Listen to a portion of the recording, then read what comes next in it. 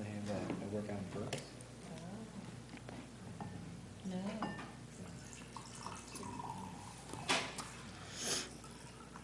Ready?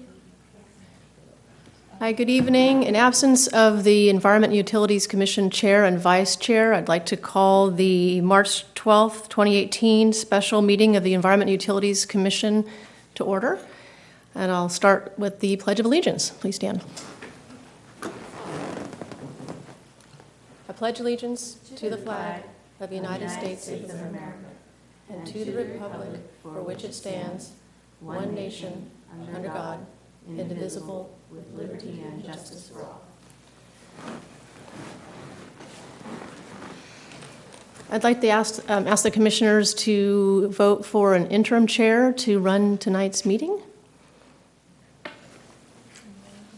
Any volunteers? I'll do it. I'm here. I'll do it. I'm here. You've got the gun. Okay. So Dana? Yes. Commissioner Cordano? Yes. Do they need to vote on that, right? Yes. Okay. So all those in favor? Aye. Aye. Any opposed? No. Motion carries. Oh, that's right, sorry. I can second. Okay. Thank you. Sorry. All right. Okay. Okay. Turn it over to you. Presentations by the public. Do we have any presentations? Okay. Commissioner communications. Do we have any commissioner communications? No. Okay. Consideration of the selection of commission chair and vice chair. I'd like to note to the commissioners that Commissioner Leonard sent an email today expressing his interest in either remaining as the vice chair or as the chair if there was need for him to step up for that. So we just nominate them separately? Start. Yeah, you'll have to either nominate the chair first and then vice chair. We need a first on the chair. Anybody else interested? I'm happy to do it. Either one. Okay. What, yeah. So who is nominating? Would you like to chair? Okay. Chair? Okay. So we'll nominate Sam for chair, Commissioner Bivens.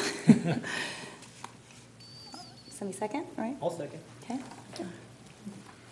All right. And for vice chair? All in favor? All in favor? Oh. Aye. Aye. Aye. Aye. Okay. And vice chair? Nominate. Anybody want to do it? Or should we keep Brendan in there? Sure. Yeah, I'll sounds nominate great. Leonard. keep Yeah, Brendan. Commissioner Leonard. Show Yeah. interest in it? I'll second it. All right. All in favor? Aye. Aye. Okay. All right. All right. Wonderful. Do we switch now? No. Oh, you're in for the meeting. I'm in for the meeting? Yes. All right. Sounds great. Neither of those two nominees are here. Well, actually, No, he's- Well, actually, it's he's true. here. Could he take over? That's He what I could did take last over the time. meeting then, Yeah. right? Thank you. Exactly. Commissioner Bivens can Okay. take over. Sorry about that. Thank you for your service.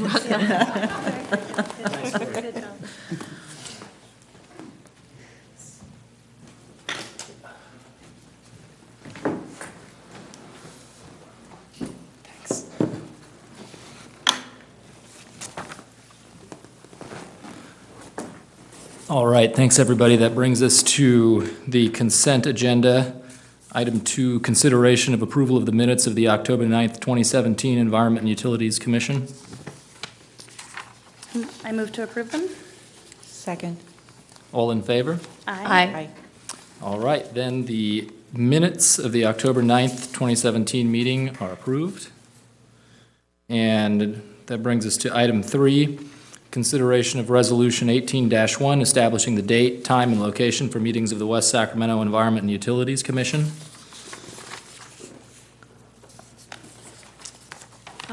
Do we have an approval? I can move to approve it.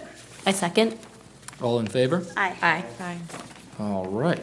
Then the Resolution 18-1, setting a regular commission meeting schedule to be held bi-monthly on the second Monday of every even-numbered month is approved. And now we are on item 4, the regular agenda, presentation and discussion on proposed minor changes to the water and sewer connection fees. We have a staff presentation. We do. Hi there. Good evening, Mr. Chair and Commissioners. My name is Wendy Williams. I'm a senior civil engineer in the Community Development Department. And I'd like to bring a couple of cleanup items to your attention regarding the book of fees. One is the connection permit application fee for water and sewer, and the other is the commercial fire sprinkler fee. We'll start with the easy one first. They're both fairly easy, actually. The commercial fire sprinkler fee has been in effect in the book of fees. Well, I didn't look up when it started, but it's been in effect for over 10 years. Essentially, it's a fee that new people would pay for a new fire service, regardless of the size of the service, would be charged at the 3/4 inch connection fee rate. It was also approved in the recently adopted Water Master Plan. Unfortunately, it was inadvertently omitted from the book of fees that were adopted at the October 18th meeting last year. So we're just looking for input, but we're suggesting that needs to go back in the book of fees. The other minor cleanup item is that at the same October meeting of the City Council, the application fees for the other permits that community development processes, including the encroachment fees, on-site and grading permits. The application fee for all of those permits was updated from $150 to $250. Unfortunately, the connection fees, the connection permit application fee was inadvertently left at $150, and we would like to also clean that up and bring it up to equal the other application fees for the other permits that community development administers. So those are the two cleanup items. There's a little bit more information in your agenda report, but I would be happy to answer any questions you might have. It would be helpful for me if we could just get a brief summary of how these fees were actually calculated. It looks like there's some division of replacement costs and developer contributions subtracted from that, and if you wouldn't mind just walking us through how they were calculated, that'd be very helpful. For the commercial fire sprinkler fee, I or was the other thinking one? more of the application water fees? facilities, yeah, the connection fees, but both. It looks like it was fairly a similar process. Well, for the application fees, when we looked at what it was costing staff to process the fees, so the application fee pays for the initial intake, putting it into the computer system, tracking, routing. That's what the application fees pay for. And when we looked at it last year, the amount of $150 that we were collecting at that time was not equal to the staff time and resources that needed to be expended. And that's where we came up with the $250 for each of those application fees.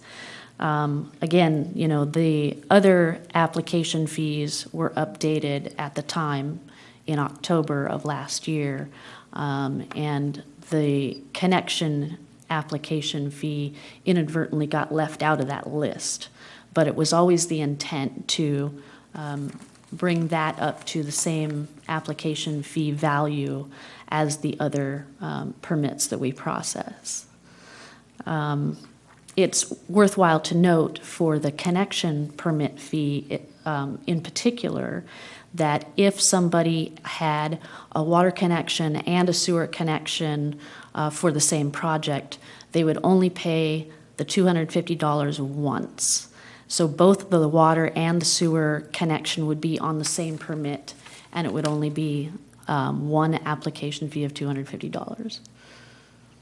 So that was where we came up with the application fee.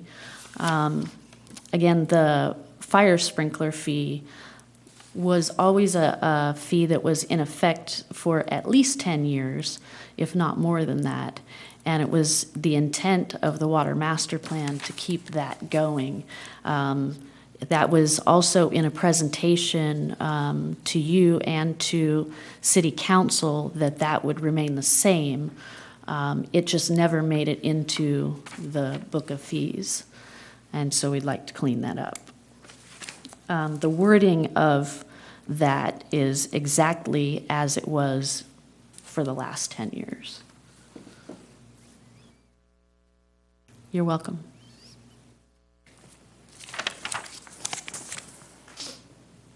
Questions about the fees?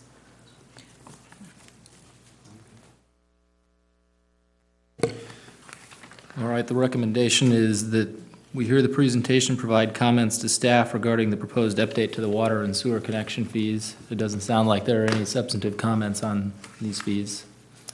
So I think we can move on from item number 4. So General Administration Function Part 2, Environment and Utilities Commission calendar. The next regular meeting of the commission is scheduled for Monday, April 9th, 2018. Moving to item 5B, are there any reports from city staff? Yes, I have a couple of updates for you. I just wanted to alert you to some things that we're doing in the I cannot talk today. The Environmental Services Division. Hello. We've recently started a campaign to help residents fix leaks. So we've been sending letters out to the top 20 water users, and these are generally residents who are currently paying a flat rate, but have a really high meter reading. And they're just maybe not paying attention to the information on their bill right now, but we're trying to alert them to the fact that if they actually had to pay for that water use, it could be hundreds of dollars. And to date, several homes have actually corrected leaks, and the water savings from that, just from 3 leaks that were corrected, would have been enough water for 8 households for an entire year. Because we had some significant, like hundreds of CCFs a month that people weren't paying attention to because they weren't paying for it. And so we've had a lot of residents call us and ask questions, and then our water conservation person provides some tips on how to detect where they might have leaks, and they're finding them. So it's been very successful. We also have a newsletter going out in the utility bills in March. We're advertising things like our upcoming water conservation workshops, our Earth Day event on April 21st, hoping you guys can come by. It's from 10 to 2 here at City Hall and out front. We're doing an oil filter exchange event on the 28th of April, where we have the 2 auto parts stores in town give out 2 comparable filters to residents who bring in 2 filters for recycling. And that's paid for through our grant funding from CalRecycle. We're also promoting a stormwater pollution prevention survey that we're required to do from the city's stormwater permit. So we've done a survey 2 years ago, and now we're conducting the same survey again. And the idea is you try to see if our outreach and education programs are working, if we get a better response and better or higher yes or correct answers on that survey. A couple other things. Since we last met, Waste Management has rolled out the residential food scrap recycling program. So you can now put organics, your food waste, into your existing yard waste container. And if you want to, you can also call and get a kitchen pail. It's about that big. I should have brought one as an example. I'm sorry. That you can use to collect waste, the food scraps inside your kitchen, and then put them in your yard waste container weekly. And last thing is that the sewer system management plan that was presented to the commission back in October is scheduled for adoption at the March 21st council meeting. That's it. I had a quick question. The leaks that you mentioned, are those leaks on the private residence, or are they on pipes going into? No, this is their leak. So the reason, because the meter is reading the water. So the meter only will read if there's a demand coming from the other side of the meter. It won't read if it's something on the city side. Okay. And a lot of the leaks we're finding are toilet leaks. They're just toilets that are constantly filling and refilling and refilling and refilling, and that adds up.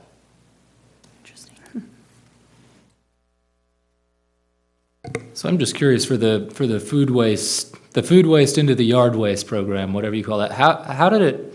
I'm curious why it took so long to be able to do that, because it honestly seems like kind of a no-brainer that you could put organic materials Right. into the yard waste container. So I'm just curious what process went through and what was preventing the city from doing that in the first place. A couple of things. First and foremost is that there wasn't a facility locally for a long time that was taking yard waste to be composted. Our yard waste was processed in the past, and the woody material, a lot of it went to biomass. A lot of the fines went to alternative daily cover. Other material went to kind of a soil amendment, but it wasn't truly compost. So that was one issue, is having facilities locally that will actually accept material for composting. And then secondly, we were waiting in one way to renew our contract. So that didn't happen until 2017, until July 1st. So that was one of the things that made it easier to just add that as part of our new contract. Even though facilities have been around for a couple of years, it made sense to do that as opposed to open our existing contract and try to negotiate within just that constraint.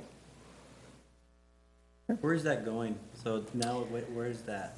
Right now, our materials are processed or actually transferred through the Yolo County Central Landfill. They are building a facility. They ultimately will have a composting facility on site. Right now, it's passing through their facility and going to Napa. There was a facility managed by Northern Recycling in the Zamora area that's currently closed. So right now, it's just moving through to Napa for composting, and then ultimately, it'll stay at the landfill, and they'll process and compost right there at the Yolo County Central Landfill. Are there any other questions or comments for Paulina? All right. Item 5C, future agenda item requests by the Environment and Utilities Commission. Does anyone have any future agenda requests? Hearing none, that brings us to item 5D, adjournment. Move to adjourn. Go ahead. She moved. Yeah. Second. We are adjourned. Thank you. All right, thank you.